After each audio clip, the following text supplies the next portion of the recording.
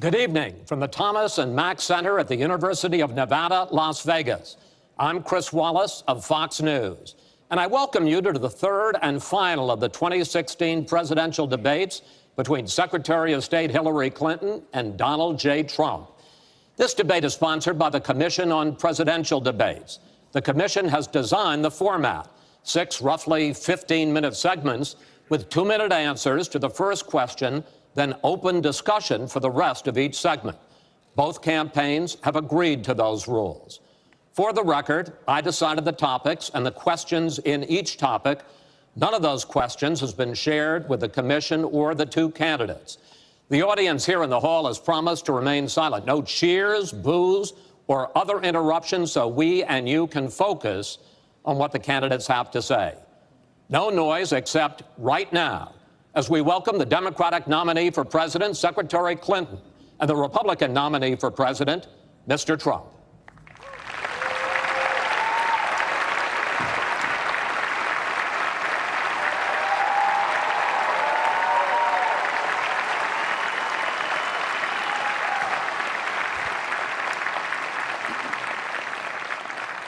Secretary Clinton, Mr. Trump, welcome. Let's get right to it. The first topic is the Supreme Court. You both talked briefly about the court in the last debate, but I want to drill down on this because the next president will almost certainly have at least one appointment and likely or possibly 2 or 3 appointments, which means that you will, in effect, determine the balance of the court for what could be the next quarter century.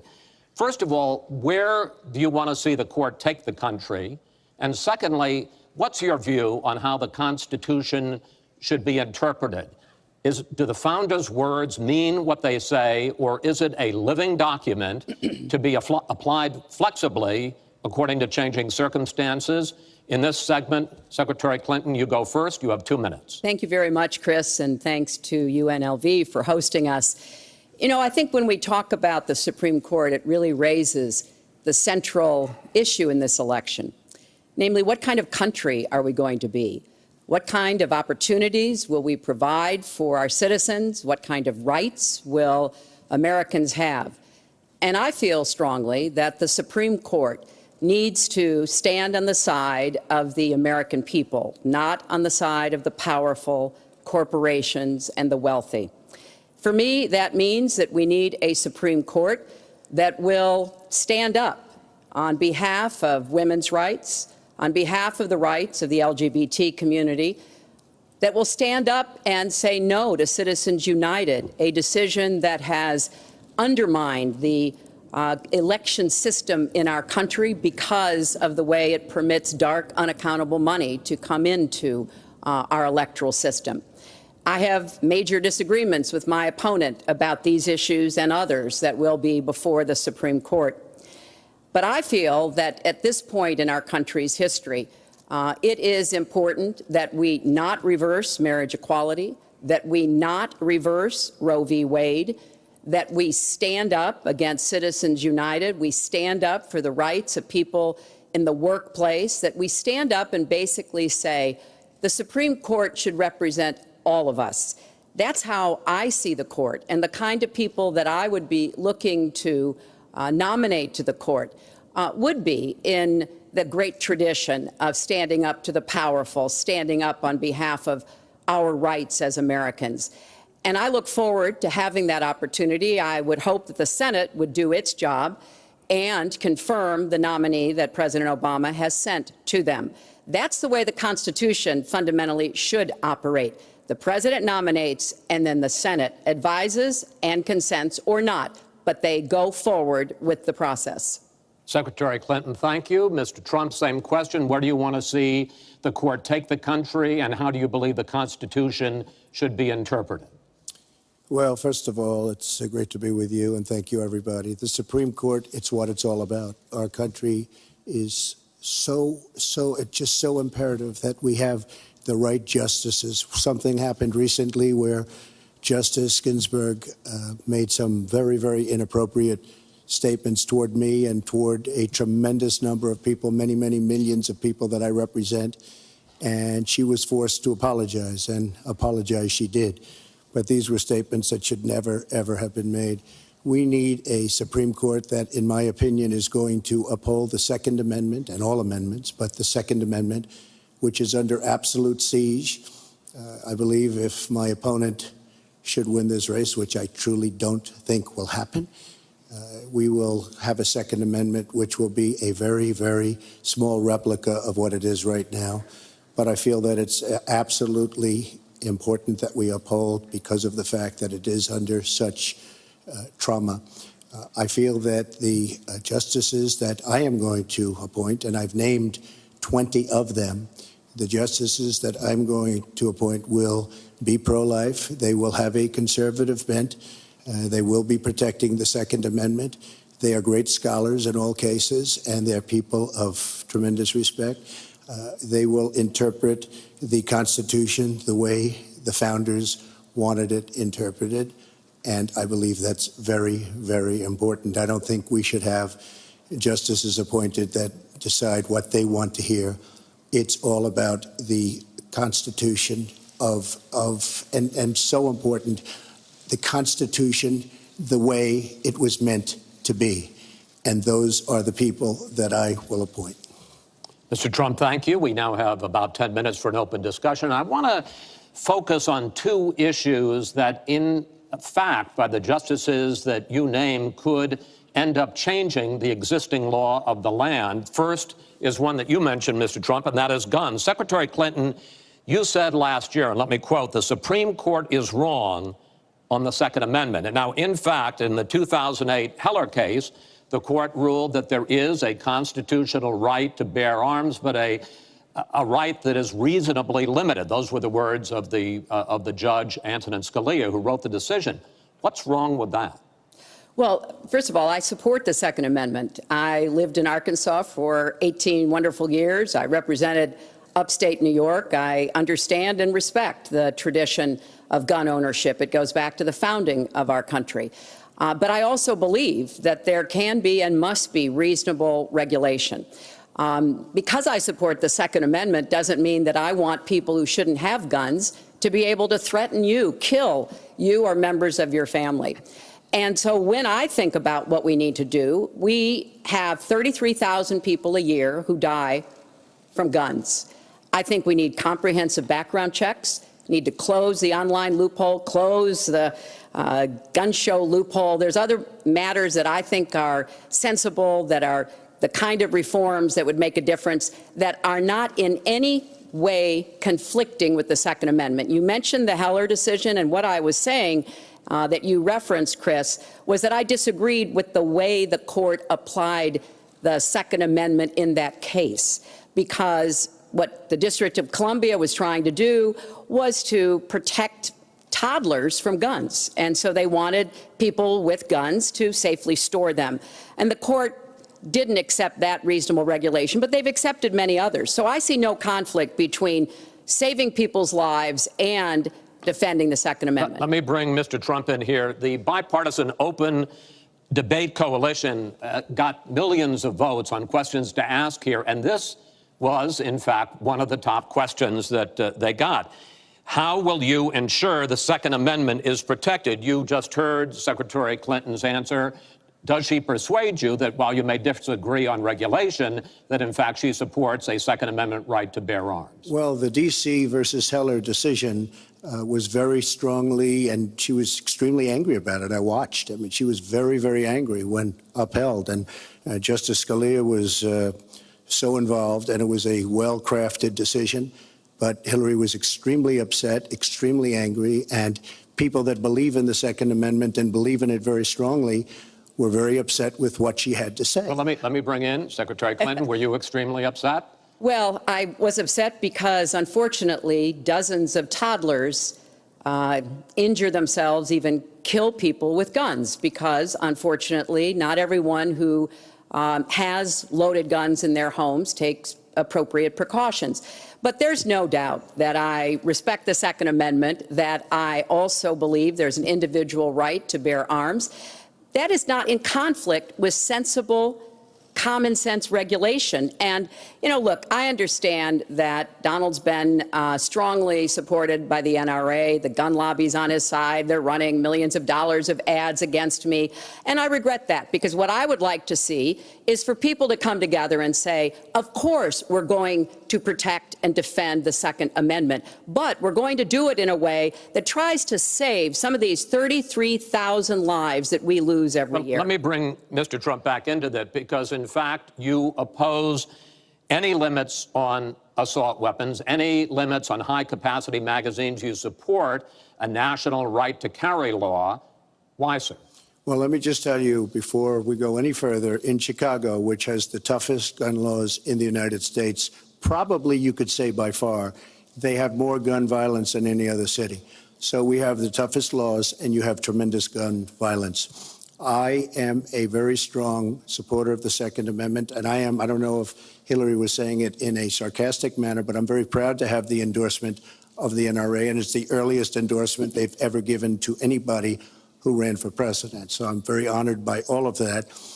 We are going to appoint justices. This is the best way to help the Second Amendment. We are going to appoint justices that will feel very strongly about the Second Amendment, that will not do damage to the Second Amendment. Well, let's pick up on another issue which divides you and the justices that whoever ends up winning this election appoints could have a dramatic effect there, and that's the issue of abortion. Right. Mr. Trump, you're pro-life, but I want to ask you specifically, do you want the court, including the justices that you will name, to overturn Roe v. Wade, which includes, in fact, states a woman's right to abortion? Well, if that would happen, because I am pro-life and I will be appointing pro-life judges, I would think that that will go back to the individual states. But I'm asking you specifically, would you like to... If they overturned it, it'll go back to the states. But what I'm asking you, sir, is do you want to see the court overturn? You just said you want to see the court protect the Second Amendment. Do you want to see the court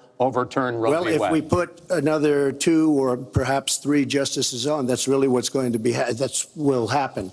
And that'll happen automatically, in my opinion, because I am putting pro-life justices on the court. I will say this, it will go back to the states, and the states will then make a determination. Secretary Clinton. Well, I strongly support Roe v. Wade, which guarantees a constitutional right to a woman to make the most intimate, most difficult in many cases, decisions about her health care that one can imagine. And in this case, it's not only about Roe v. Wade. It is about what's happening right now in America. So many states are putting very stringent regulations on women that block them from exercising that choice, to the extent that they are defunding Planned Parenthood, which, of course, provides all kinds of cancer screenings and other benefits for women in our country.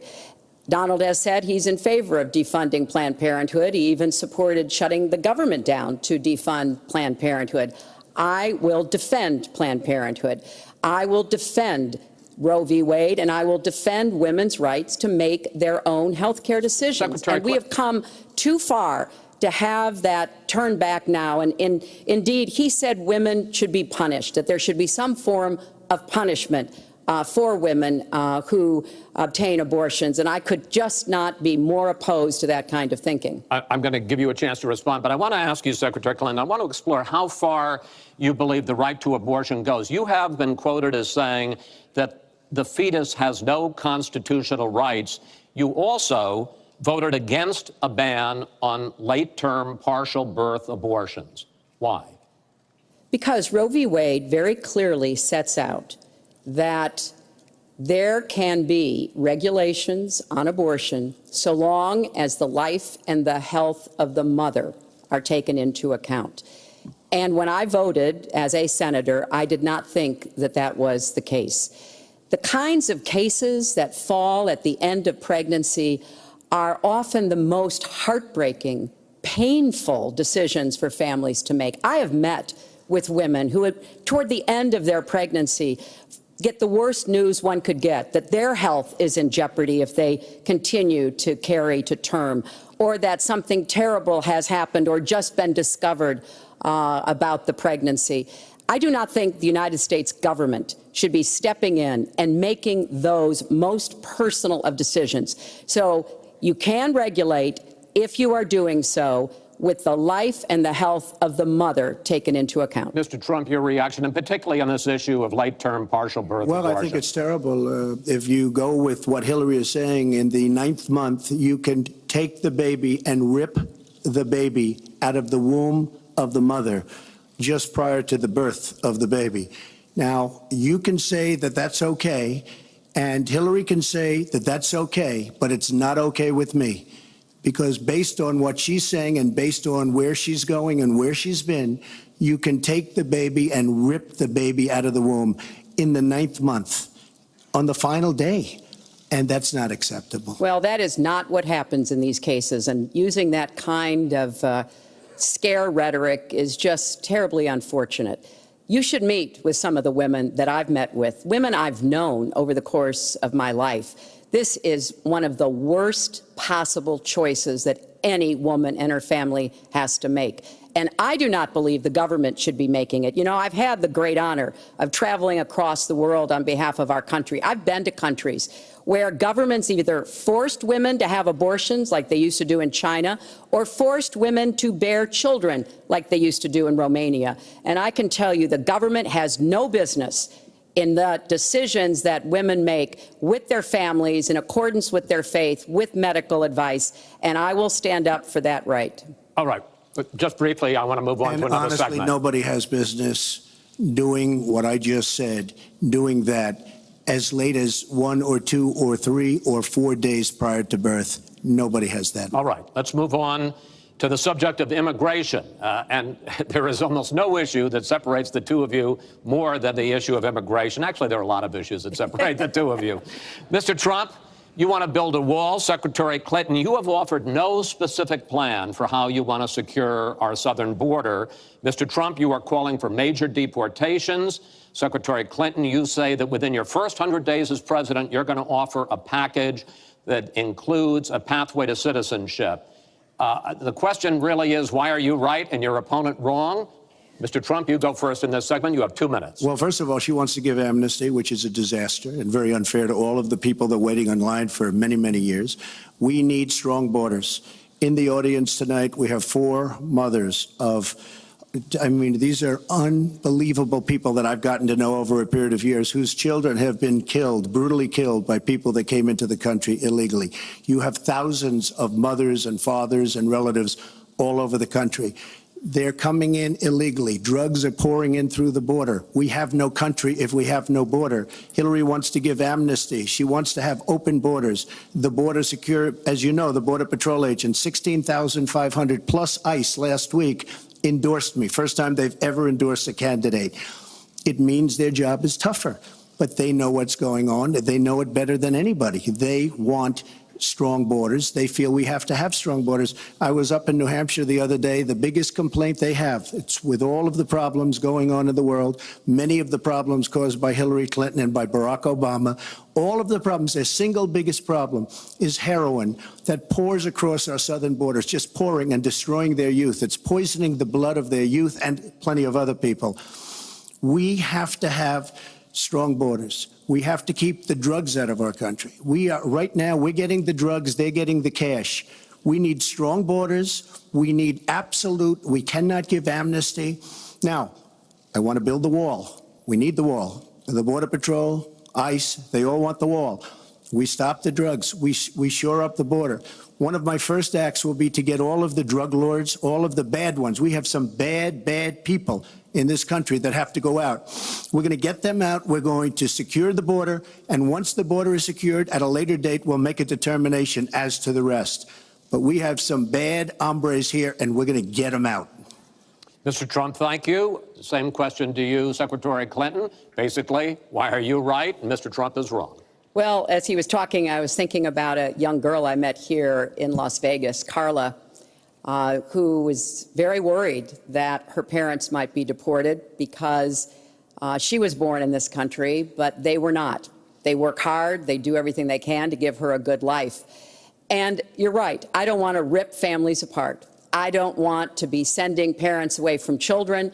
I don't want to see the deportation force that Donald has talked about in action in our country. We have 11 million undocumented people. They have 4 million American citizen children, 15 million people. He said as recently as a few weeks ago in Phoenix that every undocumented person would be subject to deportation. Now, here's what that means.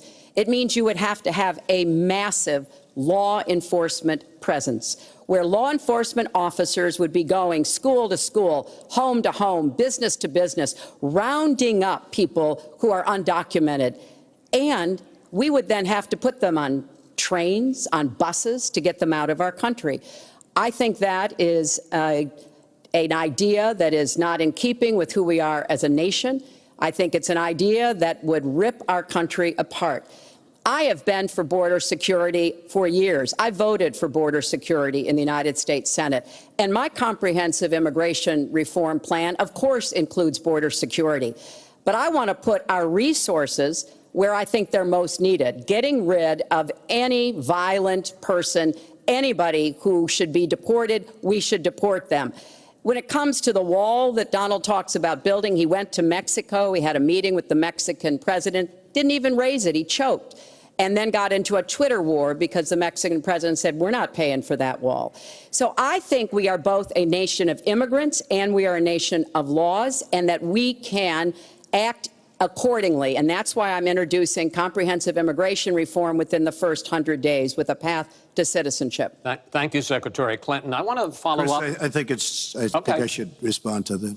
First of all, I had a very good meeting with the president of Mexico, very nice man. We will be doing very much better with Mexico on trade deals, believe me. The NAFTA deal signed by her husband is one of the worst deals ever made of any kind, signed by anybody. It's a disaster. Hillary Clinton wanted the wall. Hillary Clinton fought for the wall in 2006 or thereabouts. Now, she never gets anything done, so naturally the wall wasn't built. But Hillary Clinton wanted the wall. Well, let me. We are a country of laws. And by the way, no, wait. I'd like to hear from. I'd like to hear from Secretary Clinton. I voted for border security, and there are some limited places where that was appropriate. There also is necessarily going to be new technology and how best to deploy that. But it is clear when you look at what Donald has been proposing. He started his campaign bashing immigrants, calling Mexican immigrants rapists and criminals and drug dealers, that he has a very different view about what we should do to deal with immigrants. Now, what I am also arguing is that bringing undocumented immigrants out from the shadows, putting them into the formal economy will be good, because then employers can't exploit them and undercut Americans' wages. And Donald knows a lot about this. He used undocumented labor to build the Trump Tower. He underpaid undocumented workers, and when they complained, he basically said what a lot of employers do. You complain, I'll get you deported. I want to get everybody out of the shadows, get the economy working, and not let employers like Donald exploit undocumented workers, which hurts them but also hurts American workers. Mr. Trump. President Obama has moved millions of people out. Nobody knows about it. Nobody talks about it. But under Obama, millions of people have been moved out of this country. They've been deported. She doesn't want to say that, but that's what's happened, and that's what's happened big league. As far as moving these people out and moving, we either have a country or we don't. We're a country of laws. We either have a border or we don't. Now, you can come back in and you can become a citizen, but it's very unfair. We have millions of people that did it the right way. They're online, they're waiting. We're going to speed up the process, big league, because it's very inefficient. But they're online and they're waiting to become citizens. Very unfair that somebody runs across the border, becomes a citizen. Under her plan, you have open borders. You would have a disaster on trade, and you will have a disaster with your open borders. But what she doesn't say is that President Obama has deported millions and millions of people just the way it is. Secretary Clinton, I want to... We will not have open borders. Well, that is a rank mischaracterization. Secretary Clinton. We will have secure borders, but we will also have reform. And this used to be a bipartisan issue. Ronald Reagan was the last president to sign immigration reform, and George W. Bush supported it as well. Secretary Clinton, I want to clear up your position on this issue, because in a speech you gave to a Brazilian bank for which you were paid $225,000, we've learned from the WikiLeaks that you said this, and I want to quote, "My dream is a hemispheric common market with open trade and open borders." So that's the question. That's the question. Please quiet, everybody.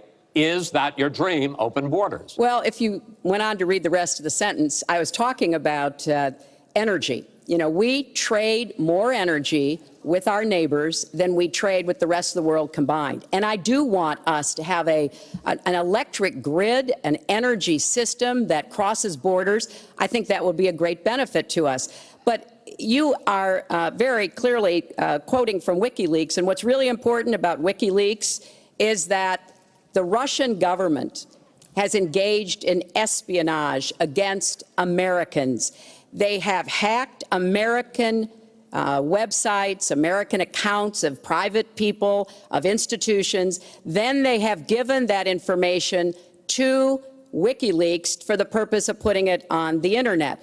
This has come from the highest levels of the Russian government, clearly from Putin himself, in an effort, as 17 of our intelligence agencies have confirmed, to influence our election. So I actually think the most important question of this evening, Chris, is finally, will Donald Trump admit and condemn that the Russians are doing this and make it clear that he will not have the help of Putin in this election, that he rejects Russian espionage against Americans, which he actually encouraged in the past. Those are the questions we need answered. We've never had anything like this happen in any of our elections before. That was a great pivot off the fact that she wants open borders, okay? How did we get on to Putin? Hold on. No. Wait. Hold on, folks, because this is going to end up getting out of control. Let's try to keep it quiet for the candidates and for the American people. So just to finish on the borders. Yes. She wants open borders. People are going to pour into our country. People are going to come in from Syria. She wants 550% more people than Barack Obama. And he has thousands and thousands of people. They have no idea where they come from. And you see, we are going to stop radical Islamic terrorism in this country. She won't even mention the words, and neither will President Obama. So I just want to tell you, she wants open borders. Now we can talk about Putin. I don't know Putin. He said nice things about me. If we got along well, that would be good. If Russia and the United States got along well and went after ISIS, that would be good. He has no respect for her. He has no respect for our president. And I'll tell you what, we're in very serious trouble because we have a country with tremendous numbers of nuclear warheads, 1,800, by the way, where they expanded and we didn't. 1,800 nuclear warheads. And she's playing chicken. Look, Putin, from everything I see, has no respect for this person. Well, that's because he'd rather have a puppet as president of the United States. No puppet. And it's pretty clear. You're the puppet. It's pretty clear you won't admit that the Russians have engaged in cyber attacks against the United States of America, that you encouraged espionage against our people, that you are willing to spout the Putin line, sign up for his wish list, break up NATO, do whatever he wants to do, and that you continue to get help from him because he has a very clear favorite in this race. So I think that this is such an unprecedented situation. We've never had a foreign government trying to interfere in our election. We have 17 intelligence agencies, civilian and military, who have all concluded that these espionage attacks, these cyber attacks, come from the highest levels of the Kremlin, and they are designed to influence our election. I find that deeply disturbing, and I think it's time. She has no idea whether it's Russia, China, or anybody else. I am not quoting myself. No idea. I am quoting Hillary, you have no idea. 17 do you doubt 17 military and civilian agencies? Well, yeah, he'd rather believe Vladimir Putin than the military and civilian intelligence professionals who are sworn to protect us. I find that just absolutely. She doesn't like Putin because Putin has outsmarted her at every step of the way. Excuse me. Putin has outsmarted her in Syria. He's outsmarted her every step of the way. I do get to ask some questions. Yes, that's And I would like to ask you this direct question. The top national security officials of this country do believe that Russia has been behind these hacks. Even if you don't know for sure whether they are, do you condemn any interference by Russia in the American election? By Russia or anybody else. You condemn their interference? Of course I condemn. Of course I can. I don't know Putin. I have no idea. I never met Putin. This is not my best friend. But if the United States got along with Russia, wouldn't be so bad. Let me tell you, Putin has outsmarted her and Obama at every single step of the way, whether it's Syria, you name it, missiles. Take a look at the startup that they signed. The Russians have said, according to many, many reports, I can't believe they allowed us to do this. They create warheads and we can't. The Russians can't believe it. She has been outsmarted by Putin, and all you have to do is look at the Middle East. They've taken over. We've spent $6 trillion. They've taken over the Middle East. She has been outsmarted and outplayed worse than anybody I've ever seen in any government whatsoever. We're a long way away from immigration, but I'm going to let you finish this topic. Well, you got about 45 seconds. Yeah, and she always will be. I find it ironic that he's raising nuclear weapons. This is a person who has been very cavalier, even casual, about the use of nuclear weapons. He's advocated more countries getting them, Japan, Korea, even Saudi Arabia. He's said, well, if we have them, why don't we use them, which I think is terrifying. But here's the deal. The bottom line on nuclear weapons is that when the president gives the order, it must be followed. There's about 4 minutes between the order being given and the people responsible for launching nuclear weapons to do so. And that's why 10 people who have had that awesome responsibility have come out and in an unprecedented way said they would not trust Donald Trump with the nuclear codes or to have his finger on the nuclear button. I have 200 generals and admirals, 21 endorsing me, 21 Congressional Medal of Honor recipients. As far as Japan and other countries, we are being ripped off by everybody in the world. We're defending other countries. We are spending a fortune doing it. They have the bargain of the century. All I said is we have to renegotiate these agreements because our country cannot afford to defend Saudi Arabia, Japan, Germany, South Korea, and many other places. We cannot continue to afford. She took that as saying nuclear weapons. Look. She's been proven to be a liar on so many different ways. This is just another lie. Well, I'm just quoting you when there's you were no asked quote. about You're not going to find a quote from me. Nuclear competition in Asia. You said, you know, go ahead, enjoy yourselves, folks. That kind and defend of language, yourselves.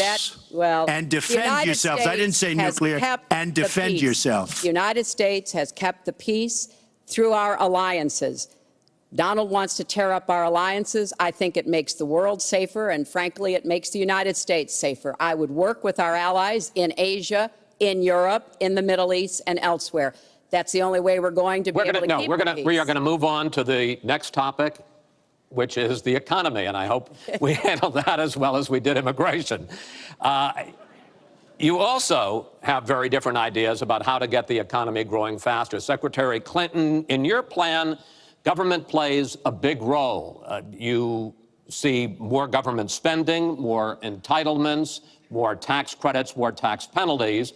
Mr. Trump, you want to get government out with lower taxes and less regulation. Yes. We're going to drill down into this a little bit more, but in this overview, please explain to me why you believe that your plan will create more jobs and growth for this country and your opponent's plan will not. In this round, you go first, Secretary Clinton. Well, I think when the middle class thrives, America thrives. And so my plan is based on growing the economy, giving middle class families many more opportunities. I want us to have the biggest jobs program since World War II, jobs in infrastructure and advanced manufacturing. I think we can compete with high-wage countries, and I believe we should. New jobs and clean energy, not only to fight climate change, which is a serious problem, but to create new opportunities and new businesses. I want us to do more to help small business. That's where 2/3 of the new jobs are going to come from. I want us to raise the national minimum wage because people who live in poverty should not, who work full-time should not still be in poverty. And I sure do want to make sure women get equal pay for the work we do. I feel strongly that we have to have an education system that starts with preschool and goes through college. That's why I want more technical education in high schools and in community colleges, real apprenticeships to prepare young people for the jobs of the future. I want to make college debt-free, and for families making less than $125,000, you will not get a tuition bill from a public college or university if the plan that I worked on with Bernie Sanders is enacted. And we're going to work hard to make sure that it is, because we are going to go where the money is. Most of the gains in the last years since the Great Recession have gone to the very top. So we are going to have the wealthy pay their fair share. We're going to have corporations make a contribution greater than they are now to our country. That is a plan that has been analyzed by independent experts, which said that it could produce 10 million new jobs. By contrast, Donald's plan has been analyzed to conclude it might lose 3.5 million jobs. Why? Because his whole plan is to cut taxes, to give the biggest tax breaks ever to the wealthy and to corporations, adding $20 trillion to our debt and causing the kind of dislocation that we have seen before, because it truly will be trickle-down economics on steroids. So the plan I have, I think, will actually produce greater opportunities. The plan he has will cost us jobs and possibly lead to another Great Recession. Secretary, thank you. Mr. Trump, why will your plan create more jobs and growth than Secretary Clinton? Well, first of all, before I start on my plan, her plan is going to raise taxes and even double your taxes. Her tax plan is a disaster, and she can say all she wants about college tuition, and I'm a big proponent. We're going to do a lot of things for college tuition, but the rest of the public's going to be paying for it. We will have a massive, massive tax increase under Hillary Clinton's plan. But I'd like to start off where we left, because when I said Japan and Germany, and I'm not to single them out, but South Korea, these are very rich, powerful countries. Saudi Arabia, nothing but money. We protect Saudi Arabia. Why aren't they paying? She immediately, when she heard this, I questioned it. And I questioned NATO. Why aren't the NATO questioned? Why aren't they paying? Because they weren't paying. Since I did this was a year ago, all of a sudden they're paying. And I've been given a lot of credit for it. All of a sudden they're starting to pay up. They have to pay up. We're protecting people. They have to pay up. And I'm a big fan of NATO, but they have to pay up. She comes out and said, we love our allies. We think our allies are great. Well, it's awfully hard to get them to pay up when you have somebody saying, we think how great they are. We have to tell Japan in a very nice way. We have to tell Germany, all of these countries, South Korea, we have to say, you have to help us out. We have, during his regime, during President Obama's regime, we've doubled our national debt. We're up to $20 trillion. So my plan, we're going to renegotiate trade deals. We're going to have a lot of free trade. We're going to have free trade, more free trade than we have right now. But we have horrible deals. Our jobs are being taken out by the deal that her husband signed, NAFTA, one of the worst deals ever. Our jobs are being sucked out of our economy. You look at all of the places that I just left. You go to Pennsylvania, you go to Ohio, you go to Florida, you go to any of them. You go upstate New York. Our jobs have fled to Mexico and other places. We're bringing our jobs back. I am going to renegotiate NAFTA. And if I can't make a great deal, then we're going to terminate NAFTA and we're going to create new deals. We're going to have trade, but we're going to terminate it. We're going to make a great trade deal. And if we can't, we're going to do it. We're going to go a separate way, because it has been a disaster. We are going to cut taxes massively. We're going to cut business taxes massively. They're going to start hiring people. We're going to bring the $2.5 trillion that's offshore back into the country. We are going to start the engine rolling again, because right now our country is dying at 1% GDP. Well, let me translate that if I can, Chris, because you can't. The fact is he's going to advocate for the largest tax cuts we've ever seen, 3 times more than the tax cuts under the Bush administration. I have said repeatedly throughout this campaign, I will not raise taxes on anyone making $250,000 or less. I also will not add a penny to the debt. I have costed out what I'm going to do. He will, through his massive tax cuts, add $20 trillion to the debt. Well, he mentioned the debt. We know how to get control of the debt. When my husband was president, we went from a $300 billion deficit to a $200 billion surplus, and we were actually on the path to eliminating the national debt. When President Obama came into office, he inherited the worst economic disaster since the Great Depression. He has cut the deficit by 2/3. So, yes, one of the ways you go after the debt, one of the ways you create jobs is by investing in people. So I do have investments in new jobs, investments in education, skill training, and the opportunities for people to get ahead and stay ahead. That's the kind of approach that will work. Cutting taxes on the wealthy, we've tried that. It has not worked the way that it has been promised. Secretary Clinton, I want to pursue your plan because in many ways it is similar to the Obama stimulus plan in 2009, which has led to the slowest GDP growth since 1949. Correct. Thank you, sir. You told me in July when we spoke that the problem is that President Obama didn't get to do enough in what he was trying to do with this stimulus. So is your plan basically even more of the Obama stimulus? Well, it's a combination, Chris. And let me say that when you inherit the level of economic catastrophe that President Obama inherited, it was a real touch-and-go situation. I was in the Senate before I became Secretary of State. I've never seen people as physically distraught as the Bush administration team was because of what was happening to the economy.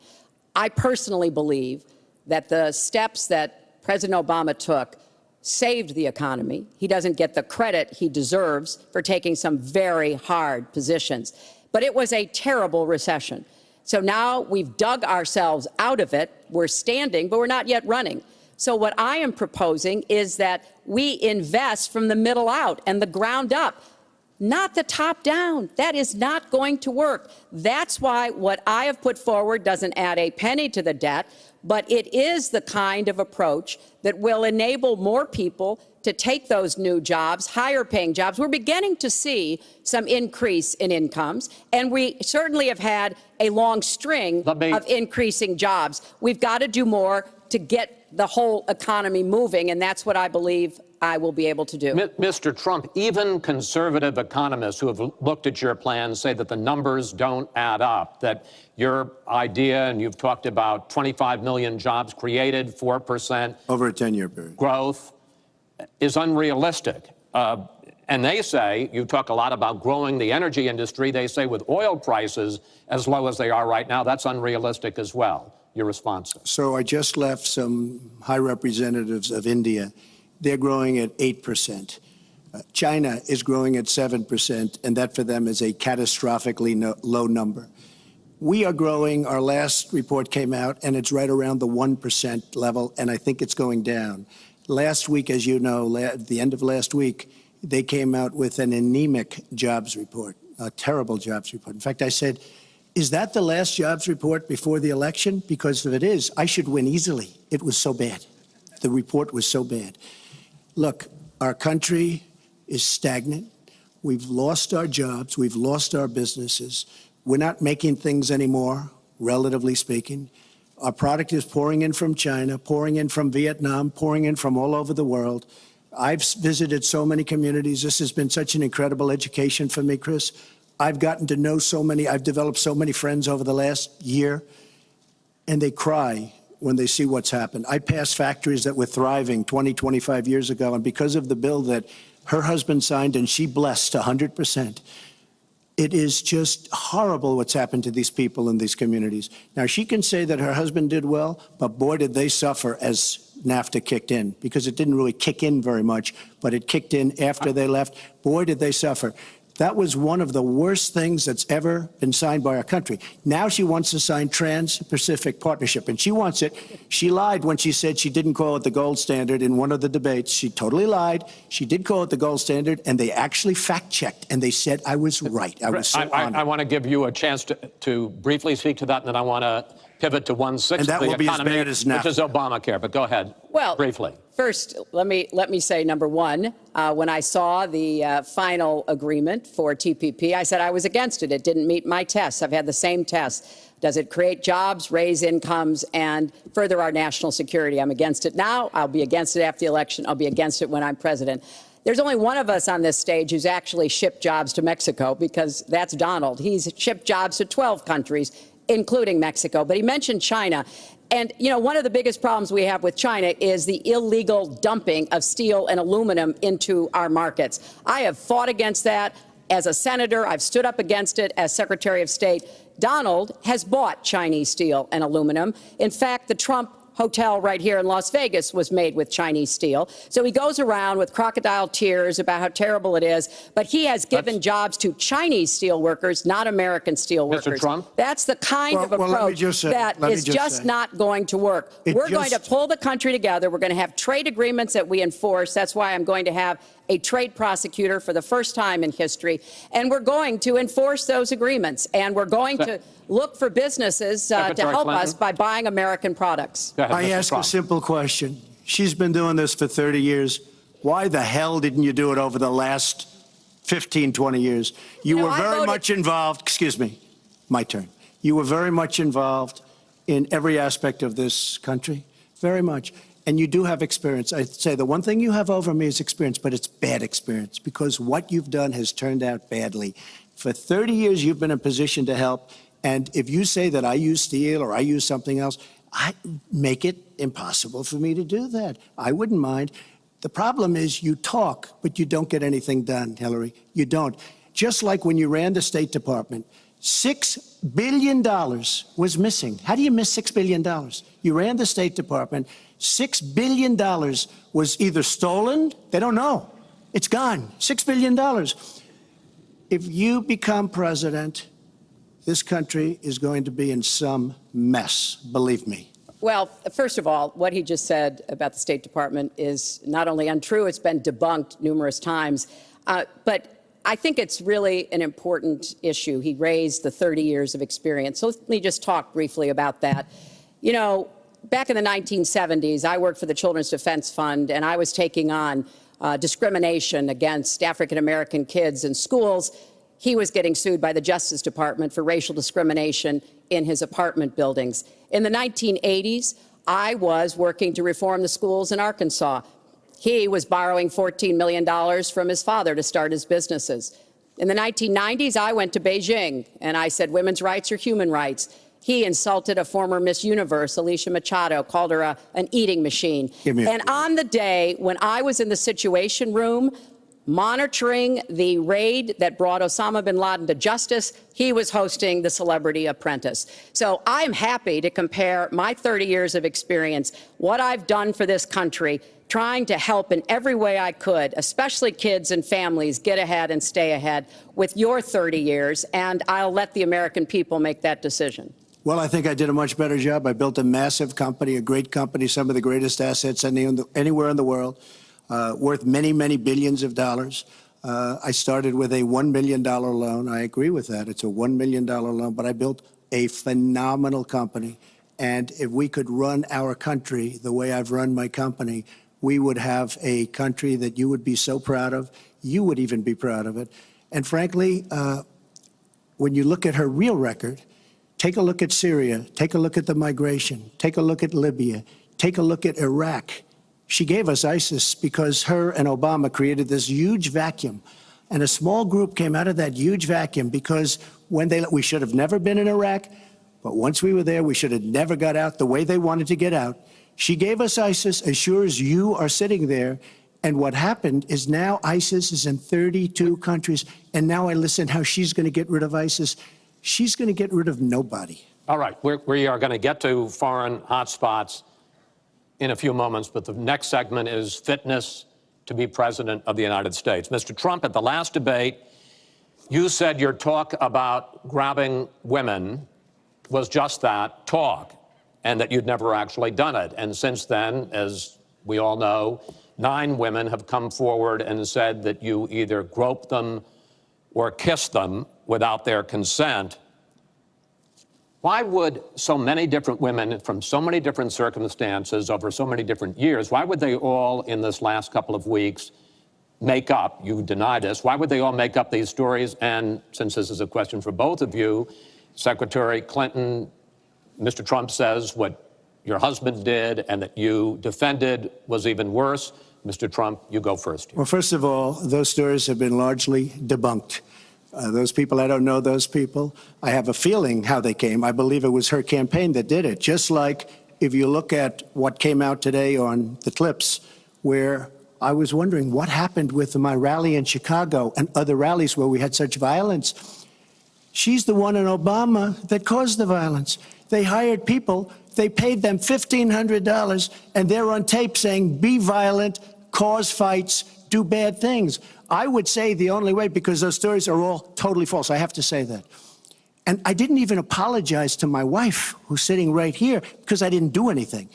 I didn't know any of these women. I didn't see these women. These women, the woman on the plane, the woman, I think they want either fame or her campaign did it. And I think it's her campaign, because what I saw, what they did, which is a criminal act, by the way, where they're telling people to go out and start fistfights and start violence. And I'll tell you what, in particular in Chicago, people were hurt and people could have been killed in that riot.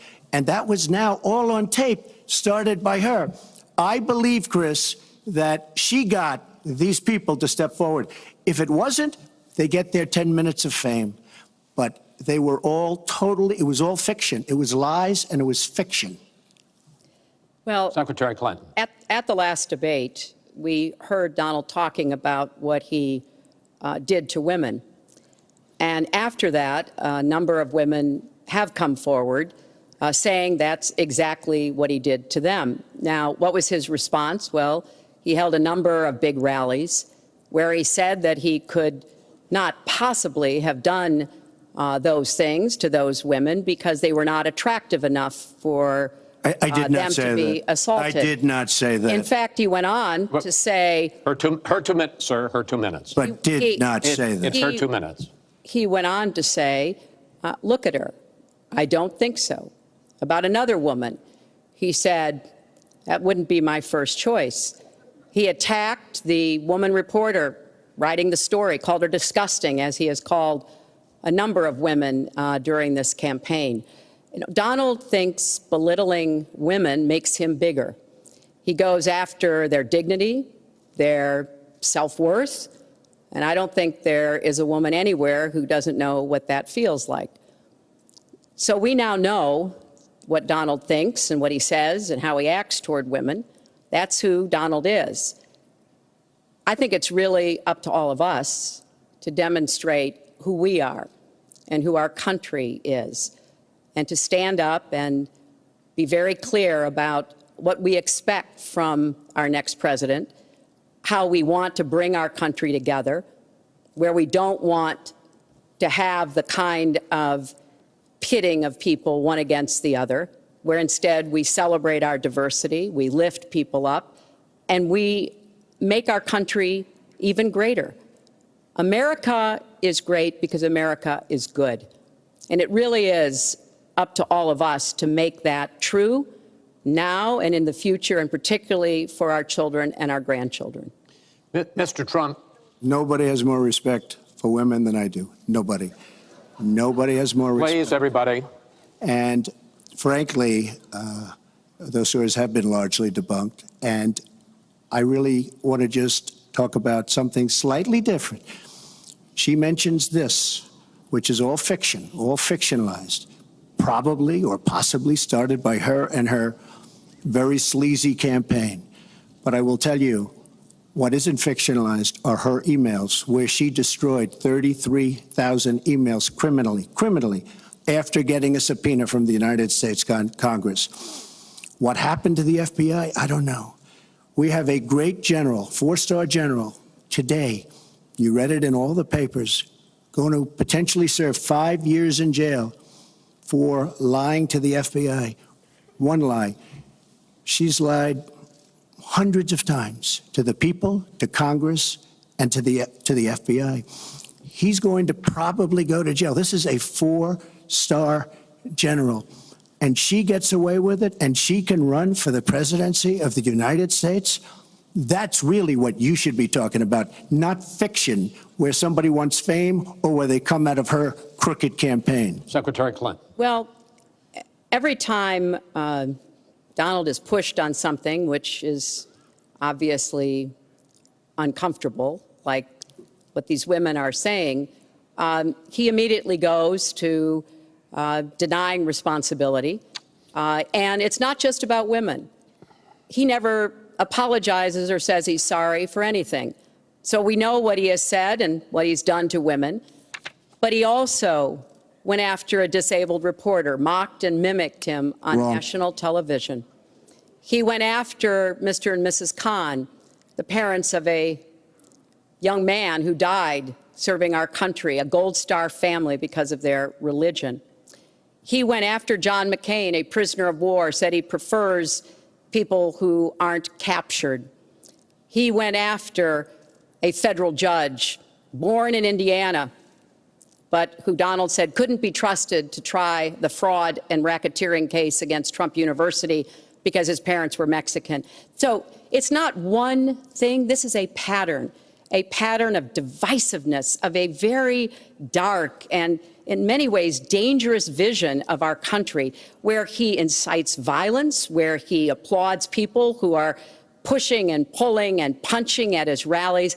That is not who America is. And I hope that as we move in the last weeks of this campaign, more and more people will understand what's at stake in this election. It really does come down to what kind of country we are going to have. So sad when she talks about violence at my rallies, and she caused the violence. It's on tape. The other things are false, but honestly, I'd love to talk about getting rid of ISIS, and I'd love to talk about other things. Okay. But those other charges, as she knows, are false. In this bucket about fitness to be president, there's been a lot of developments over the last 10 days since the last debate. I'd like to ask you about them. These are questions that the American people have. Secretary Clinton, during your 2009 Senate confirmation hearing, you promised to avoid even the appearance of a conflict of interest with your dealing with the Clinton Foundation while you were Secretary of State. But emails show that donors got special access to you.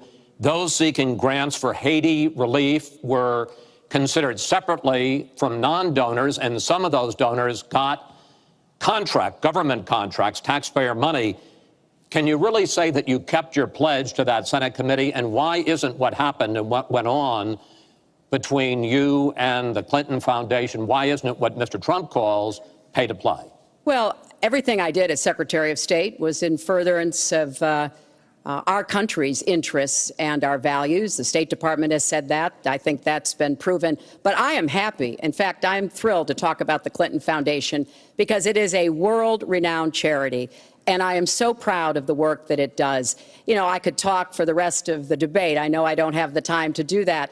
But just briefly, the Clinton Foundation made it possible for 11 million people around the world with HIV/AIDS to afford treatment. And that's about half of all the people in the world who are getting treatment. In partnership with the American Health Association, we have made environments in schools healthier for kids, including healthier lunches. Respectfully, this is an open discussion. Well, it is an open discussion. I understand, and the specific question went to pay for play. Do you want to talk about that? But there is no evidence. But there is a lot of evidence about the very good work and it's a criminal enterprise, and so many people know it. It's a criminal enterprise. Saudi Arabia giving $25 million, Qatar, all of these countries. You talk about women and women's rights. So these are people that push gays off buildings. These are people that kill women and treat women horribly, and yet you take their money. So I'd like to ask you right now, why don't you give back the money that you've taken from certain countries that treat certain groups of people so horribly? Why don't you give back the money? I think it would be a great gesture, because she takes a tremendous amount of money, and you take a look at the people of Haiti. I was at a little Haiti the other day in Florida, and I want to tell you, they hate the Clintons, because what's happened in Haiti with the Clinton Foundation is a disgrace. And you know it, and they know it, and everybody knows Secretary it. Well, Clinton. very quickly, we at the Clinton Foundation spend 90% of all the money that is donated on behalf of programs of people around the world and in our own country. I'm very proud of that. We have the highest rating from the watchdogs that follow foundations. And I'd be happy to compare what we do with the Trump Foundation, which took money from other people and bought a 6-foot portrait of Donald. I mean, who does that? It just was astonishing. But when it comes to Haiti, Haiti is the poorest country in our hemisphere. the earthquake and the hurricanes that has devastated Haiti. Bill and I have been involved in trying to help Haiti for many years. The Clinton Foundation raised $30 million to help Haiti after the catastrophic earthquake and all of the terrible problems the people there had. We've done things to help small businesses, agriculture, and so much else. And we're going to keep working to help Haiti because it's an important part of the American They don't want you to help them anymore. I'd like to mention one thing. Trump Foundation, small foundation. People contribute. I contribute. The money goes 100% goes to different charities, including a lot of military. I don't get anything. I don't buy boats. I don't buy planes. What happens is the money goes out. Wasn't some of the money used to settle your lawsuit, sir? No, it was. We put up the American flag, and that's it. They put up the American flag. We fought for the right in Palm Beach to put up the American flag. There was a penalty that was imposed by Palm Beach County, and the money came from your foundation. And by the way, the money went to Fisher House, where they build houses. The money that you're talking about went to Fisher House, where they build houses for veterans and disabled. I want to get into one last... But of course, there's no way we can know whether any of that is true because he hasn't released his tax returns. He is the first candidate ever to run for president in the last 40-plus years who has not released his tax returns. So everything he says about charity or anything else, we can't prove it. You can look at our tax returns. We've got them all out there. But what is really troubling is that we learned in the last debate he has not paid a penny in federal income tax. And we were talking about immigrants a few minutes ago, Chris. You know, half of all immigrants, undocumented immigrants in our country, actually pay federal income tax. So we have undocumented immigrants in America who are paying more federal income tax than a billionaire. I find that let me just tell you very astonishing. Simply, we're entitled, because of the laws that people like her pass, to take massive amounts of depreciation and other charges, and we do it. And all of her donors, just about all of them, I know Buffett took hundreds of millions of dollars, George Soros, took hundreds of millions of dollars. Let me just explain. All of her donors, most of her donors have done the same thing as I did. Okay. And you know what you should have done? Folks, we heard this. And you know, Hillary, what you should have done? You should have changed the law when you were a United States Senator. If you don't like it. Because your donors and your special interests are doing the same thing as I do, except even more so. Well, you should have changed the law, but you won't change the law because you take in so much money. I mean, I sat in my apartment today on a very beautiful hotel down the street, known as Made with Chinese steel. But I will tell you, I sat there watching ad after ad after ad, false ad, all paid for by your friends on Wall Street that gave so much money because they know you're going to protect them. And frankly, you should have changed the laws. Trump, if you don't like what I did, you should have changed the laws. Mr. Trump, I want to ask you about one last question in this topic. You have been warning at rallies recently that this election is rigged and that Hillary Clinton is in the process of trying to steal it from you. Your running mate, Governor Pence, pledged on Sunday that he and you, his words, will absolutely accept the result of this election. Today, your daughter Ivanka said the same thing. I want to ask you here on the stage tonight, do you make the same commitment that you will absolutely, sir, that you will absolutely accept the result of this election? I will look at it at the time. I'm not looking at anything now. I'll look at it at the time. What I've seen is so bad. First of all, the media is so dishonest and so corrupt, and the pile-on is so amazing. The New York Times actually wrote an article about it that they don't even care. It's so dishonest, and they've poisoned the minds of the voters. But unfortunately for them, I think the voters are seeing through it. I think they're going to see through it. We'll find out on November 8th, but I think they're going to see through it. But, sir, there's if you look, excuse me, Chris, if you look at your voter rolls, you will see millions of people that are registered to vote. Millions. This isn't coming from me. This is coming from Pew Report and other places. Millions of people that are registered to vote that shouldn't be registered to vote. So let me just give you one other thing. So I talk about the corrupt media. I talk about the millions of people. Tell you one other thing. She shouldn't be allowed to run. She's guilty of a very, very serious crime. She should not be allowed to run. And just in that respect, I say it's rigged. Because she should never, Chris, she should never have been allowed to run for the presidency based on what she did with emails and so many other things. But, sir, there is a tradition in this country. In fact, one of the prides of this country is the peaceful transition of power, and that no matter how hard fought a campaign is, that at the end of the campaign, that the loser concedes to the winner. Not saying that you're necessarily going to be the loser or the winner, but that the loser concedes to the winner and that the country comes together in part for the good of the country. Are you saying you're not prepared now to commit to that principle? What I'm saying is that I will tell you at the time. I'll keep you in suspense. Well, okay? Chris, let me respond to that because that's horrifying. You know, every time Donald thinks things are not going in his direction, he claims whatever it is rigged against him. The FBI conducted a year-long investigation into my emails. They concluded there was no case. He said the FBI was rigged. He lost the Iowa caucus. He lost the Wisconsin primary. He said the Republican primary was rigged against him. Then Trump University gets sued for fraud and racketeering. He claims the court system and the federal judge is rigged against him. There was even a time when he didn't get an Emmy for his TV program 3 years in a row, and he started tweeting that the Emmys were rigged against him. Should have gotten it. This is a mindset. This is how Donald thinks. And it's funny, but it's also really troubling. Okay. You know, that is not the way our democracy works. We've been around for 240 years. We've had free and fair elections. We've accepted the outcomes when we may not have liked them.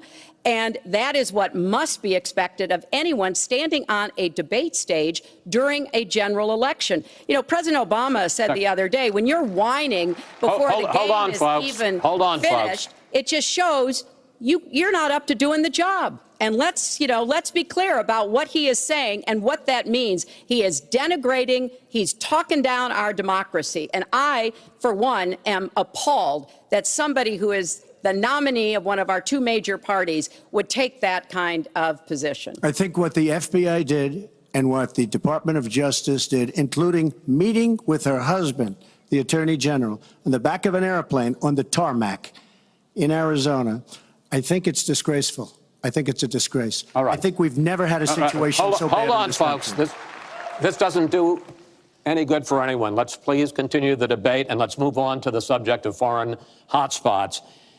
The Iraqi offensive to take back Mosul has begun.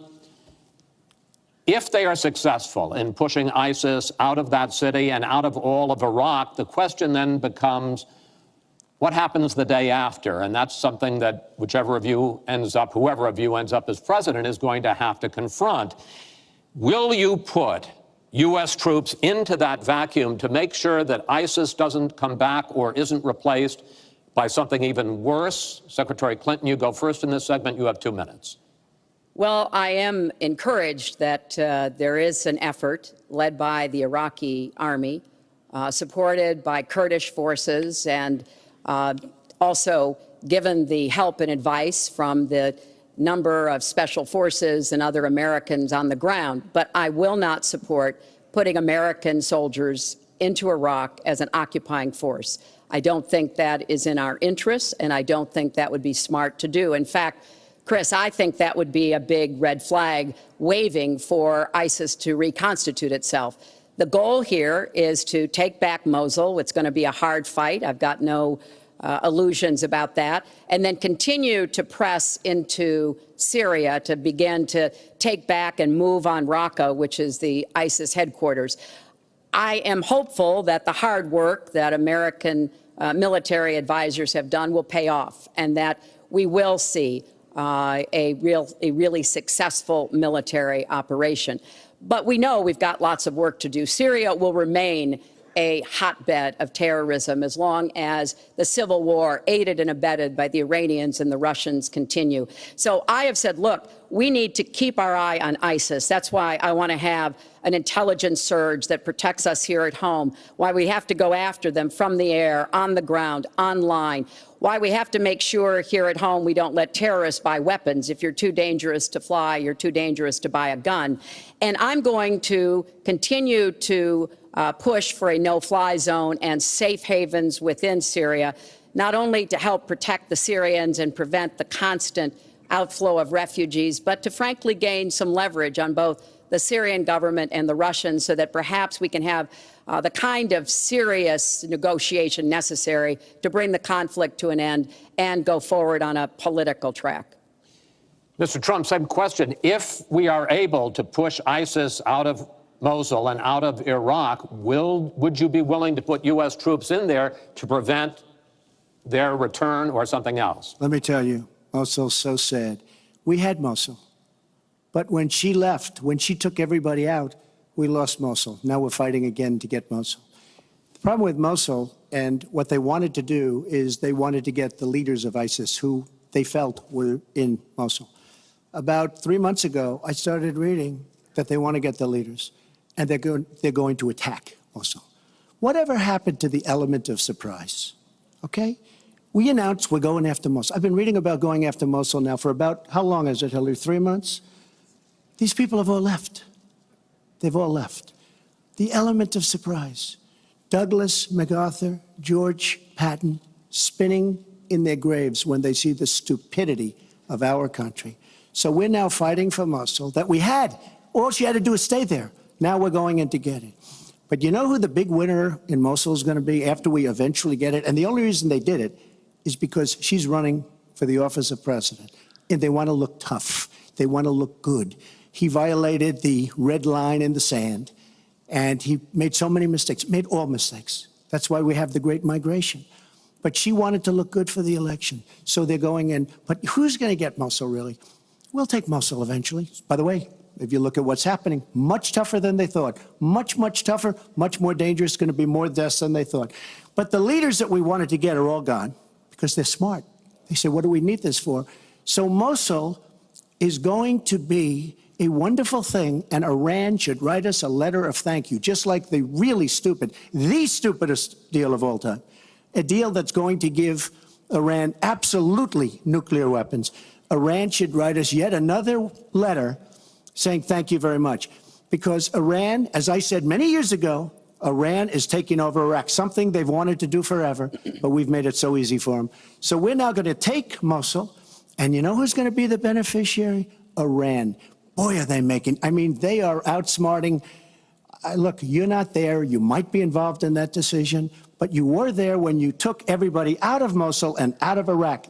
You shouldn't have been in Iraq, but you did vote for it. You shouldn't have been in Iraq, but once you were in Iraq, you should have never left the way. The point is, the big winner is going to be Iran. Well, you know, once again, Donald is implying that he didn't support the invasion of Iraq. I said it was a mistake. I've said that years ago. He has consistently denied what is a very clear fact, that before the invasion, he supported it.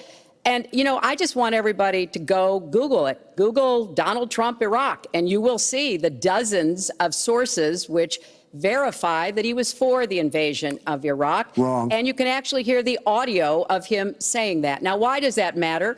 Well, it matters because he has not told the truth about that position. I guess he believes it makes him look better now, to contrast with me, because I did vote for it.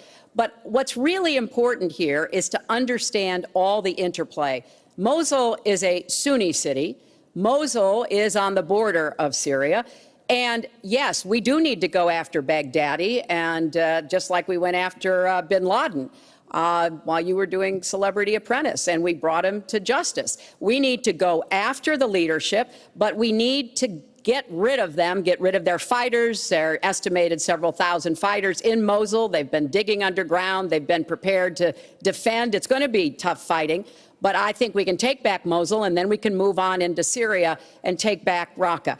This is what we have to do. I'm just amazed that he seems to think that the Iraqi government and our allies and everybody else launched the attack on Mosul to help me in this election. But that's how Donald thinks, you know. He always is looking for some Chris, we don't gain anything. He has all these Iran is taking over Iraq. Secretary Clinton. Iran is taking over Iraq. We don't gain Secretary Clinton. We would have gained if they did it by surprise. Wait. Secretary Clinton, it's an open discussion. Secretary, we would have gained if they did it by surprise. Secretary, please let Mr. Trump speak. He's unfit, and he proves it every time you he are talks. the one that's unfit. You know, WikiLeaks just actually came out. John Podesta said some horrible things about you. And boy, was he right. He said some beauties. And you know, Bernie Sanders, he said you have bad judgment. You do. And if you think that going into Mosul, after we let the world know we're going in, and all of the people that we really wanted, the leaders, they're all gone. If you think that was good, then you do. Now, John Podesta said you have terrible instincts. Bernie Sanders said you have bad judgment. I agree with both. Well, you should ask Bernie Sanders who he's supporting for president, and he has said, which is as a big he has mistake, campaigned for me around the country, you are the most dangerous person to run for president in the modern history of America. I think he's right. Let's turn to Aleppo. Mr. Trump, in the last debate, you were both asked about the situation in the Syrian city of Aleppo, and I want to follow up on that because you said several things in that debate which were not true, sir. You said that Aleppo has basically fallen. In fact, there are. It's a catastrophe. It is a catastrophe, but there are a quarter. Have you seen it? Have you seen it? Sir, have you seen what's happened to Aleppo? If I might finish my question. Okay, so it hasn't fallen. Take a look at it. Well, there are 250,000 people still living there and being slaughtered. That's right. You also and they are being slaughtered because of bad decisions. If I may just finish here. And you also said that that Syria and Russia are busy fighting ISIS. In fact, they have been the ones who've been bombing and shelling eastern Aleppo. And they just announced a humanitarian pause, in effect, admitting that they have been bombing and shelling Aleppo. Would you like to clear that up, sir? Well, Aleppo is a disaster. It's a humanitarian nightmare, but it has fallen from any standpoint. I mean, what do you need, a signed document? Take a look at Aleppo. It is so sad when you see what's happened. And a lot of this is because of Hillary Clinton, because what's happened is by fighting Assad, who turned out to be a lot tougher than she thought, and now she's going to say, oh, he loves Assad. He's just much tougher and much smarter than her and Obama. And everyone thought he was gone 2 years ago, 3 years ago. He aligned with Russia. He now also aligned with Iran, who we made very powerful. We gave them $150 billion back. We give them $1.7 billion in cash. I mean cash, bundles of cash as big as this stage. We gave them $1.7 billion. Now, they have aligned. He has aligned with Russia and with Iran. They don't want ISIS, but they have other things because we're backing rebels. We don't know who the rebels are. We're giving them lots of money, lots of everything. We don't know who the rebels are. And when and if, and it's not going to happen because you have Russia and you have Iran now, but if they ever did overthrow Assad, you might end up with as bad as Assad is, and he's a bad guy. But you may very well end up with worse than Assad. If she did nothing, we'd be in much better shape. And this is what's caused the Great Migration, where she's taken in tens of thousands of Syrian refugees who probably, in many cases, not probably, who are definitely, in many cases, ISIS aligned. And we now have them in our country. And wait till you see, this is going to be the great Trojan horse. And wait till you see what happens in the coming years. Lots of luck, Hillary. Thanks a lot for doing a great job. Secretary Clinton, you have talked about, and in the last debate and again today, that you would impose a no-fly zone to try to protect the people of Aleppo and to stop the killing there. President Obama has refused to do that because he fears it's going to draw us closer or deeper into the conflict.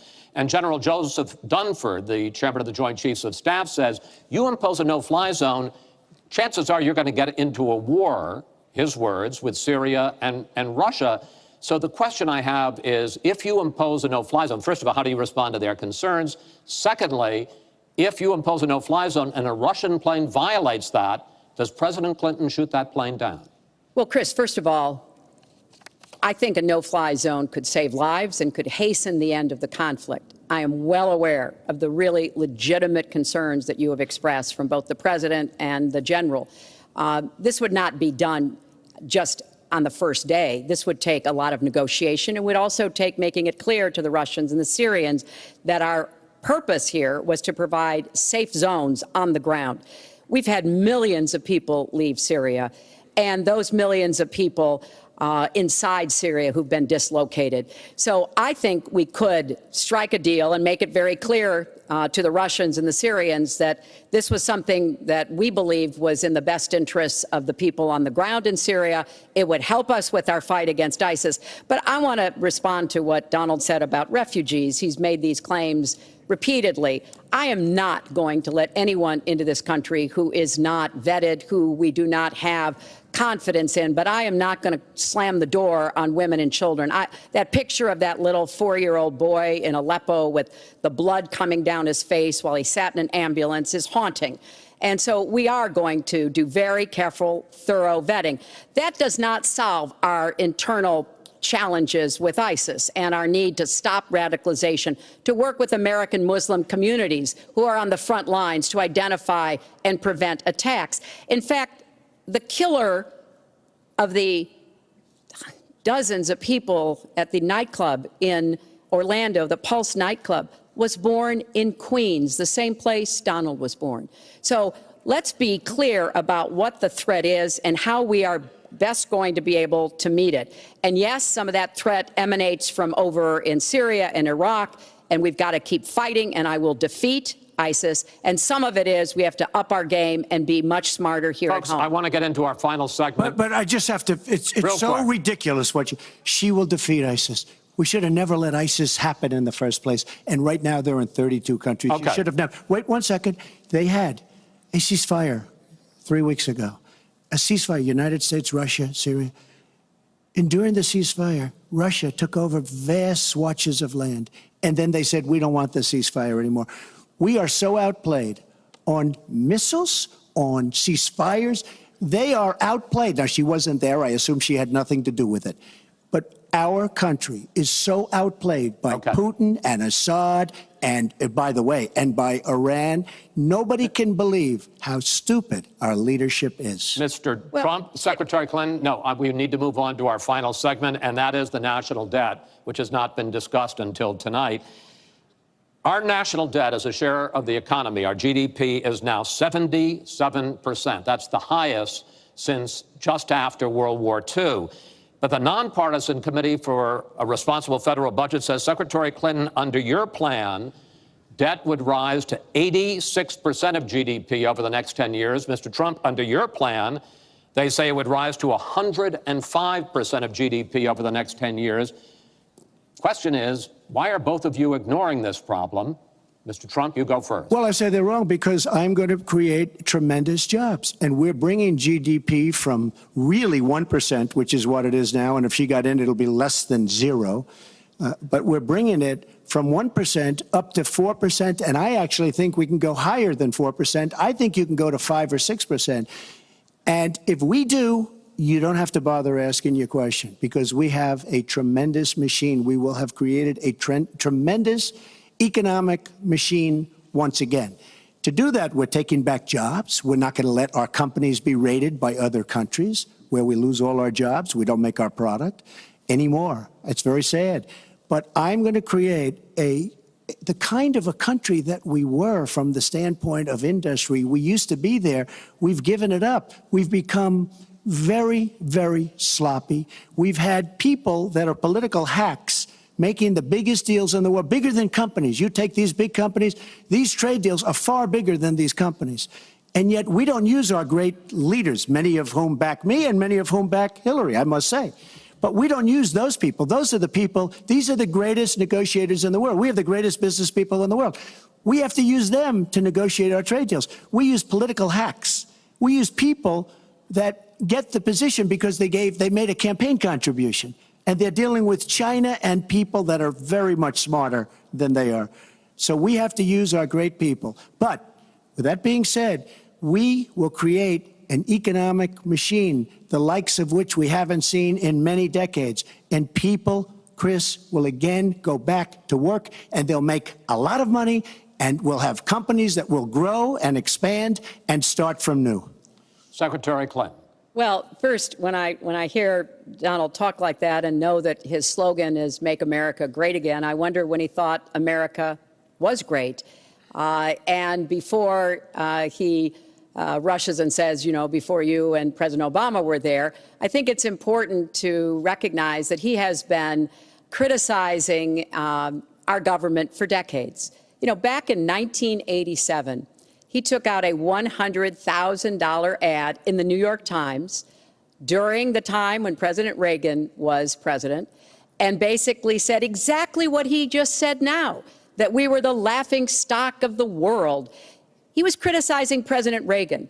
This is the way Donald thinks about himself, puts himself into, the middle and says, I alone can fix it, as he said on the convention stage.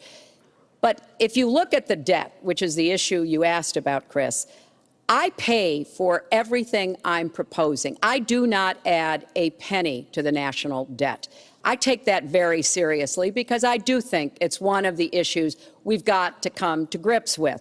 So when I talk about how we're going to pay for education, how we're going to invest in infrastructure, how we're going to get the cost of prescription drugs down, and a lot of the other issues that people talk to me about all the time, I've made it very clear we are going where the money is. We are going to ask the wealthy and corporations to pay their fair share. And there is no evidence whatsoever that that will slow down or diminish our growth. In fact, I think just the opposite. We'll have what economists call middle-out growth. We've got to get back to rebuilding the middle class, the families of America. That's where growth will come from. That's why I want to invest in you. I want to invest in your family. And I think that's the smartest way to grow the economy, to make the economy fairer. And we just have a big disagreement about this. It may be because of our experiences. He started off with his dad as a millionaire. I started off with my dad as a small businessman. We've heard this before. I think it's, it's a difference that affects how we see the world and what we want to do with the economy. Time. Thank you, Hillary. Could I just respond? Well, no. Because I did disagree with Ronald Reagan very strongly on trade. I disagreed with him. We should have been much tougher on trade even then. I've been waiting for years. Nobody does it right. And frankly, now we're going to do it right. All right. The one last area I want to get into with you in this debate is the fact that the biggest driver of our debt is entitlements, which is 60% of all federal spending. Now, the Committee for Responsible Federal Budget has looked at both of your plans, and they say neither of you has a serious plan that is going to solve the fact that Medicare is going to run out of money in the 2020s, Social Security is going to run out of money in the 2030s, and at that time, recipients are going to take huge cuts in their benefits. So, in effect, the final question I want to ask you in this regard is, and let me start with you, Mr. Trump, would President Trump make a deal to save Medicare and Social Security that included both tax increases and benefit cuts, in effect, a grand bargain on entitlements? I'm cutting taxes. We're going to grow the economy. It's going to grow at a record rate. But that's not going to help on entitlements. It's going to totally help you. And one thing we have to do, repeal and replace the disaster known as Obamacare. It's destroying our country. It's destroying our businesses, our small business, and our big businesses. We have to repeal and replace Obamacare. You take a look at the kind of numbers that will cost us in the year 17. It is a disaster if we don't repeal and replace. Now, it's probably going to die of its own weight, but Obamacare has to go. The premiums are going up 60, 70, 80%. Next year, they're going to go up over 100%. And I'm really glad that the premiums have started. At least the people see what's happening, because she wants to keep Obamacare and she wants to make it even worse. And it can't get any worse. Bad health care at the most expensive price. We have to repeal and replace Obamacare. And Secretary Clinton, same question, because at this point, Social Security and Medicare are going to run out. The trust funds are going to run out of money. Will you, as president, will you consider a grand bargain, a deal that includes both tax increases and benefit cuts to try to save both programs? Well, Chris, I am on record as saying that we need to put more money into the Social Security Trust Fund.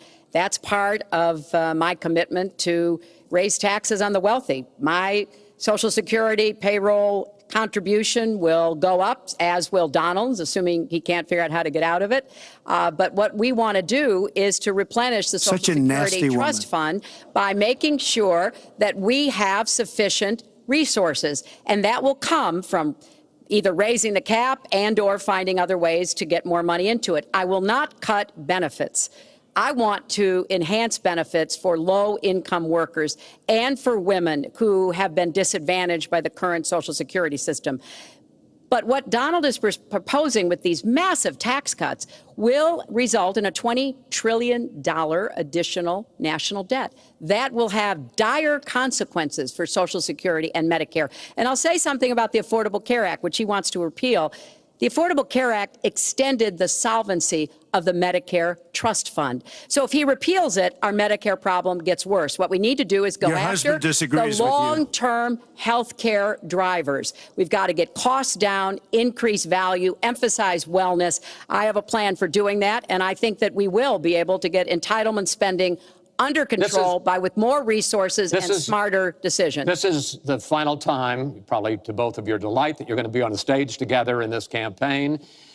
I would like to end it on a positive note. You had not agreed to closing statements, but it seems to me in a funny way that might make it more interesting because you haven't prepared closing statements. So I'd like you each to take it. We're going to put a clock up, a minute, as the final question in the final debate to tell the American people why they should elect you to be the next president. This is another new mini segment. Secretary Clinton, it's your turn to go first. Well, I would like to say to everyone watching tonight that I'm reaching out to all Americans, Democrats, Republicans, and independents, because we need everybody to help make our country what it should be, to grow the economy, to make it fairer, to make it work for everyone. We need your talents, your skills, your commitment, your energy, your ambition. You know, I've been privileged to see the presidency up close, and I know the awesome responsibility of protecting our country and the incredible opportunity of working to try to make life better for all of you. I have made the cause of children and families really my life's work.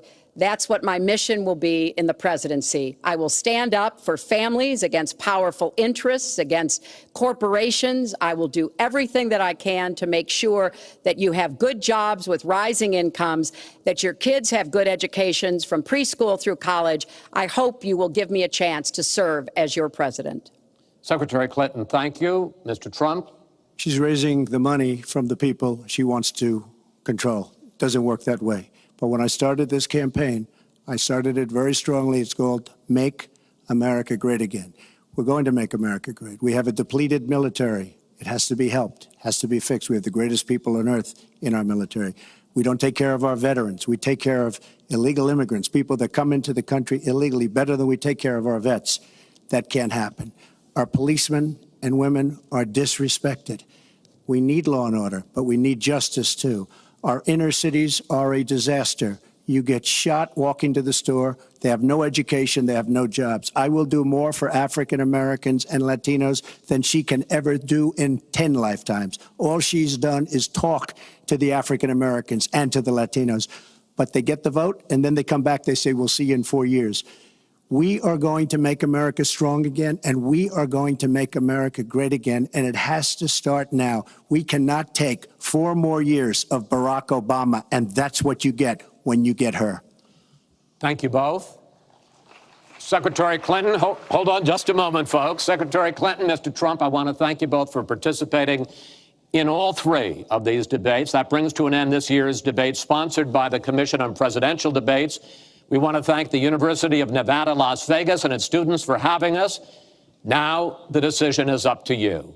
While millions have already voted, Election Day, November 8th, is just 20 days away. One thing everyone here can agree on: we hope you will go vote. It is one of the honors and obligations of living in this great country. Thank you, and good night.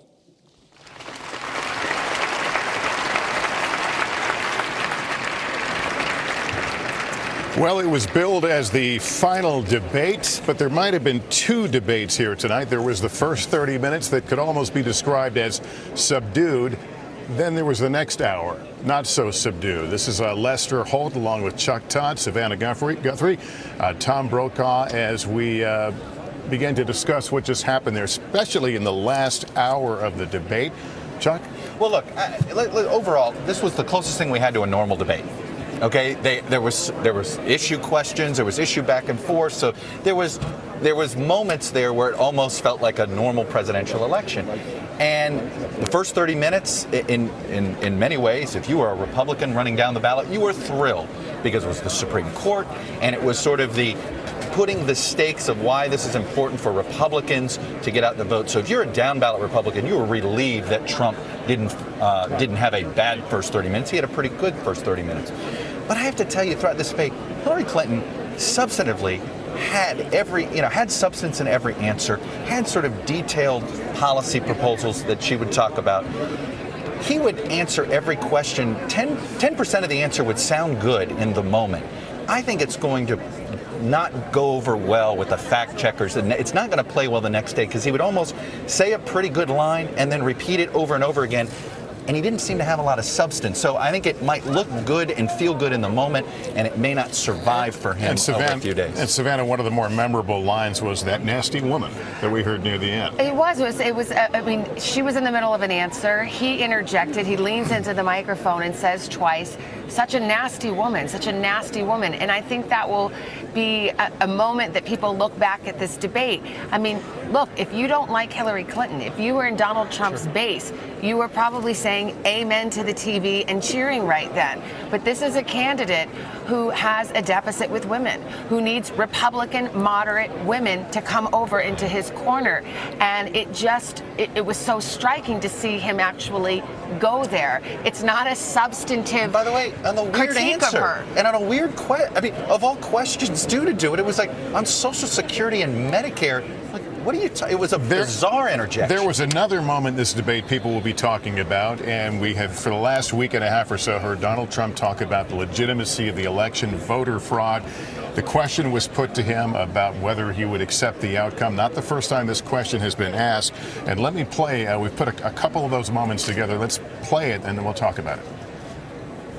Do you make the same commitment that you will absolutely, sir, that you will absolutely accept the result of this election? I will look at it at the time. I'm not looking at anything now. I'll look at it at the time. Are you saying you're not prepared now to commit to that principle? What I'm saying is that I will tell you at the time. I'll keep you in suspense. Well, okay? Chris, let me respond to that because that's horrifying. You know, every time Donald thinks things are not going in his direction, he claims whatever it is rigged against him. Let's put that in a little perspective now. In the first debate, same question was asked, and Trump's answer was, if she wins, I will absolutely support her. A few hours ago, before the debate, his running mate, Mike Pence, Governor Pence, said on CNN, will certainly accept the outcome of this election. Let me bring in Nicole Wallace right now, who worked with in the Bush White House and the McCain campaign. Nicole, when you heard that, what did you think about November 8th and November 9th and the days beyond? Well, as someone that's been involved in presidential debate prep, my stomach sort of sank for all the people who have actually improved upon Trump's first debate performance tremendously. This was, you know, by far his best performance. Unfortunately for him, it was also her best performance. But he, by refusing to say that he would accept the results of the election on November 8th, he may as well have laid down in his own coffin with a hammer and nail and pounded it in himself. No voter wants to hear that a participant who has been very successful, he won the primary. How could the primary have not been rigged against him if he won so overwhelmingly? To say that he will not accept the result of a hard-fought and robust election where he's been pretty close in the polls until very recently is really just a disqualifying statement in the views of many voters. And really, the tragedy for his base of support, which is very agitated and very sort of anxious to see him do better, is they got that improved performance from him on questions like trade. They will like what they heard from him on the economy, and they will like some of his other answers. But by saying he won't accept the results of the election, that was just a lights-out moment in American politics. All right, Nicole, thank you. I want to go now to John Podesta, Hillary Clinton's campaign chair. Mr. Podesta, good evening. Thanks so much for joining us from the Spin Room. I do not hear you. Can you, Mr. Podesta, do you hear me okay? He doesn't have sound. I can hear you. Yeah, we've got you now. I apologize for that. Give me your sense of what we just saw here, the low moments and the high moments for you. Well, look, I think Hillary came in not preparing to play it safe. She went right at two things. One is to make the case about what she wanted to do for the economy, on immigration, on those sections that were on issues. I think she really scored tonight. And she also wanted to make the case that he was unprepared and unfit. And I think that answer that Nicole was just talking about, where he said he wouldn't accept the outcome of the election, or he'd wait and see whether he would accept it, was really a low moment for Donald Trump. I have to ask you, the first half hour of the debate, Donald Trump came out rather subdued. What did you think at that moment? Did you think you had a much different debate than the one you had planned for? Well, I think that perhaps because Chris started off on issues like the Supreme Court, I think perhaps he threw Donald Trump off his game plan. Obviously, that was an area that Hillary was familiar with, and I think she scored big with standing up for defending reproductive rights, standing up for LGBT rights. But I think that he was a little bit rattled in that section because he didn't really know what he wanted to talk about. But he was definitely a different Donald Trump. But he really got cranked up at the end. He ended when Chris gave him that last minute to give a closing argument. And he kind of ended where he began this campaign, in a very dark place. I just think that from an overall point of view, that beginning with your debate and at the end of the three debates, we now have a very good idea about who these candidates are, what they represent, what their feelings are, how they would conduct themselves. I think that's very important. And there are going to be a lot of Republicans out there tonight who are going to be holding their hands over their heads saying, he didn't go back to saying he would have to look at the election again, did he? Because they've all walked away from that. And you had a real sense of where they are in terms of detail on a lot of complicated issues. Tax reform, for example. What are you going to do about Obamacare? What are you going to do about the Supreme Court? I thought that Donald Trump nicked her on the question about taking money from the foundation, from Saudi Arabia, and some other issues. But by and large, if you look at the two candidates, one had a very strong agenda, acutely argued, and the other one was doing what we've been seeing from him for a long, long time, going back over a lot of the phrases. I don't know how it's going to change the equation. And Mr. Burnett, a question now from Chuck Todd. Hey, John, I know that it's probably disconcerting to see all your private emails suddenly be made public. But let me ask you this question. The public is digesting this, is reading these emails. They see sort of the sausage making of watching a campaign decide, okay, do we run, how far to the left do we run, how far to the center, trying all these things. What should voters take away from what they're reading about? I know you don't want to confirm them, but there is a general sense that they're learning that, okay, what is she? Is she a centrist? Is she a progressive? Is she calculating? What should voters learn from this? You know, the last time we were in Las Vegas for a debate, it was in the primaries, and she got the question about where are you on the political spectrum, and she said that she was a progressive who likes to get results. And that's what I so admire about Hillary. That's what she's always been about. She's always fought for women's rights, children's rights, for families across the country. But she's a person who delivers results, who gets results. She operates in prose, I guess, but she's a person who really studies the issues. She prepared for this debate. She took this seriously, I think to some extent in contrast to her opponent. And when she's in office, she'll do the same thing, work on behalf of the American people and get results. All right. John Podesta, good to talk to you. Thanks for making some time for us. We appreciate it. Thank you. We will continue our coverage of this third and final debate from Las Vegas after this short break. I have to enlist. I won't be a medic. I figure I'll be saving people, not killing them. I want you to meet Private Desmond Doss. Private Doss does not believe in violence. I'm prepared to give my life for my men, but I'm sorry I will not bear arms. I fell in love with you because you weren't like anyone else. I don't know how I'm gonna live with myself if I don't stay true to what I believe. I'm gonna get you home. Hacksaw Ridge, rated R, in theaters November 4th. Before it became a medicine, it was an idea, a wild what if.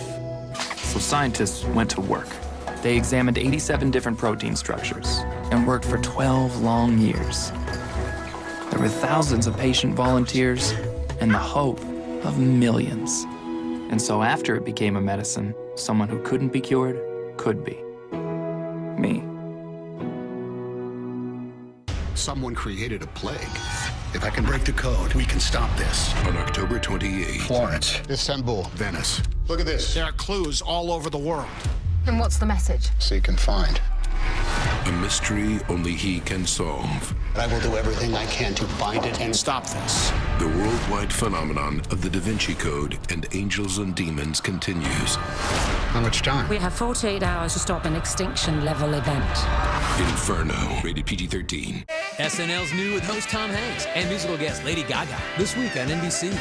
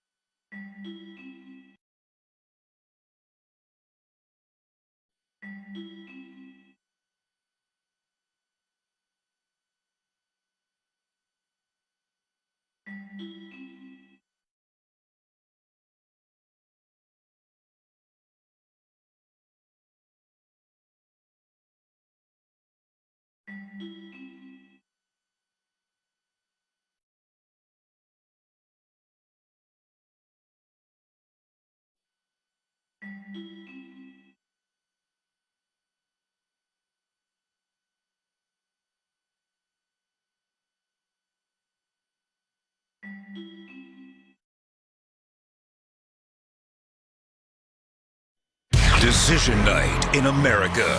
NBC News brings you unparalleled coverage of this unprecedented election. Join Lester Holt, Savannah Guthrie, and Chuck Todd live November 8th for Decision Night in America on NBC.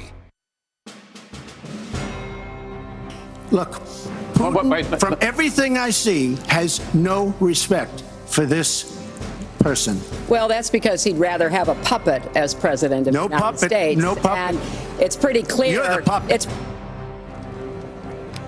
Vladimir Putin and Russia, the first of many flashpoints in tonight's 90-minute debate, the last debate between Hillary Clinton and Donald Trump. We want to go to the spin room now. NBC's Katie Tur is there. Katie, after every other debate, Trump has declared himself the winner. What's the sense you're getting from the campaign right now about the performance? The campaign is certainly happy with his performance, especially early on when he was able to get to decisions around SCOTUS, who he would choose for the Supreme Court, appointing conservative judges. I will note, though, that what did not come up and what we expected to see come up more was Benghazi. We noted earlier on that the campaign did invite Pat Smith, a Benghazi victim's mother. There was allegedly supposed to be a confrontation, one that jumped force between and Hillary Clinton on stage, hitting her on her foreign policy. That did not happen. There were also a number of easily fact-checked contradictions that Donald Trump gave during this debate performance. One, his Iraq war stance, another on proliferation, saying that he does believe that South Korea, Japan and Saudi Arabia should get nuclear weapons. He did say that in the past. All in all, though, a better debate performance than Trump has had in the past. Katie Tur, thanks. And that leads me right to my question to the panel right here. If you just take this as a whole, how did Donald Trump, realizing the pressure was on him tonight, how did he do compared to his previous debates? Well, overall, it was his best performance. But as Nicole pointed out, she was as good as she's been. It was also her best performance. But, you know, he stepped on himself. I mean, I was just looking. I mean, every newspaper headline in the debate is breaking news. Donald Trump says he isn't ready to accept the results. And remember, you wait and see. That's the headline. And guess what? Every Republican. That's a huge issue. And here's the thing, Tom. Every Republican on the ballot tomorrow is going to get asked, Senator X, candidate Y, are you going to accept the results on November 8th? And by the way, that comes after he said, and was it the second debate or your debate, that he would put her in jail if he could, if he became the president. He would have her. Actually, he put her in jail the second debate. First debate, he said he was going to support her. Right. Second debate, put her in jail. This time, not concede. Yeah. He's got a little bit of consistency. Well, he's now out on an island on that issue and contradicting, well, not only himself, but his daughter, but his running mate, but the Republican secretaries of state from around the country who say, we run these elections, and we are telling you that there's not voter fraud that would imperil the result of an election. So I think that's part of the problem that he has, is he's kind of swimming against the tide here with this argument. Let me go to Andrea Mitchell, also in the spin room. She's been following the Clinton campaign, and we talked about there was a lot of pressure, certainly on Donald Trump coming in here as the underdog in the polls, but a fair amount of pressure as well on Secretary Clinton to kind of hold what she has. How do her folks feel right now?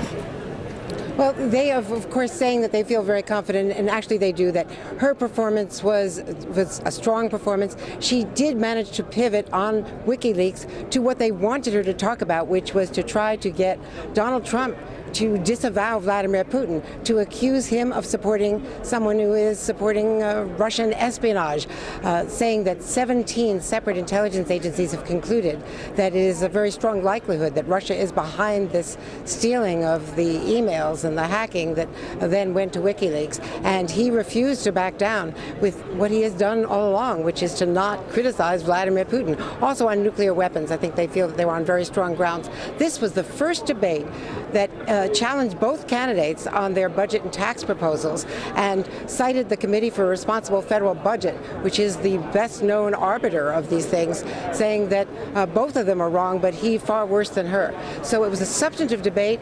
I think that they also feel that he was very weak on the women's issues, especially when she called him to task for what he had said about the women who accused him of sexual advances, and he accused Clinton of putting them up to it, which was the first time he's actually said that. Lester? Andrea Mitchell in the spin room. We'll take another break and be back with more of our post-debate coverage on NBC. Election coverage stressing you out? I can't believe this. This is worse than the worst case scenario. You could hide for the next month. The world can be a very dark and disturbing place. Or you could treat yourself to the perfect date night movie. Tim likes to hear from me when I'm trying on lingerie. Do you and Jeff have a thing? We do it really fast in case the kids come running into our room. This Friday. What is that? That's a snake! It's a snake restaurant. Panda Express? They don't serve panda? Keeping Up with the Joneses. Rated PG-13. We built our factories here because of a huge natural resource. Not the land, the water, or power sources. It's the people. American workers. They build world-class products. And that builds communities and a better future for all of us. Because making something in America means so much to so many. WeatherTech, proudly made in America. You're not a cook if you don't cook. You're not a firefighter if you don't fight fires. Or a coach if you don't coach. And you can't be our leader if you don't lead. Our next president needs to take action on Social Security, or future generations could lose up to $10,000 a year. We're working hard. What about you? Hey, candidates, do your job. Keep Social Security strong. After tonight's debate, wake up to everything that counts, only on Today.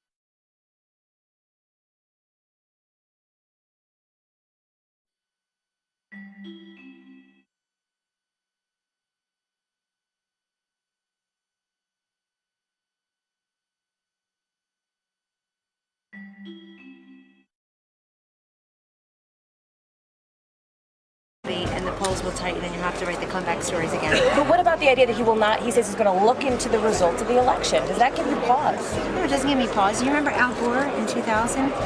Nobody says ahead of time that they're going to contest the election, but Al Gore did.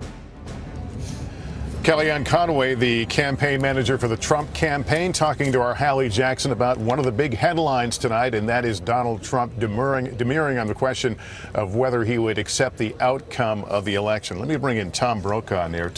Now, Tom, third debates typically don't move the needle, do they? No, they don't. And the way they move the needle would be if he had been somebody else tonight, where he'd played at her level, completely prepared, more engaging in a personal way. She came on, as she always has, going back to her moot court days at Yale Law School, extremely well prepared, with details on all of the proposals that she wanted to get through, and she did that very, very well. And back on the business about whether he'll accept it or not, you have to remember that Al Gore had 7 million more votes than George Bush, and it went to the Supreme Court, and when it was over, he wasn't happy about it, but he said, I accept it.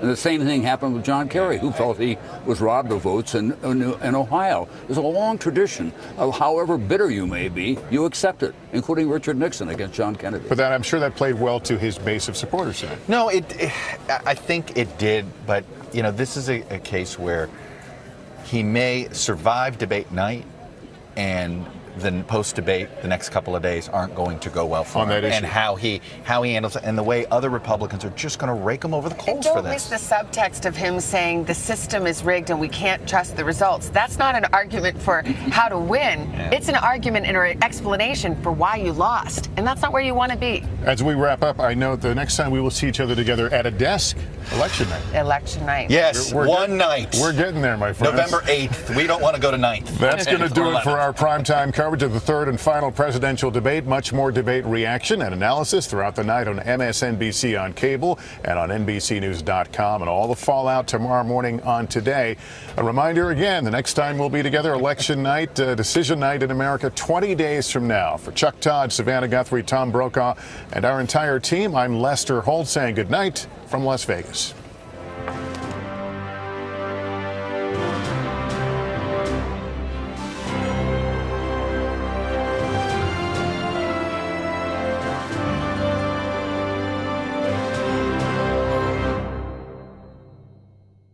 Decision night in America. NBC News brings you unparalleled coverage of this unprecedented election.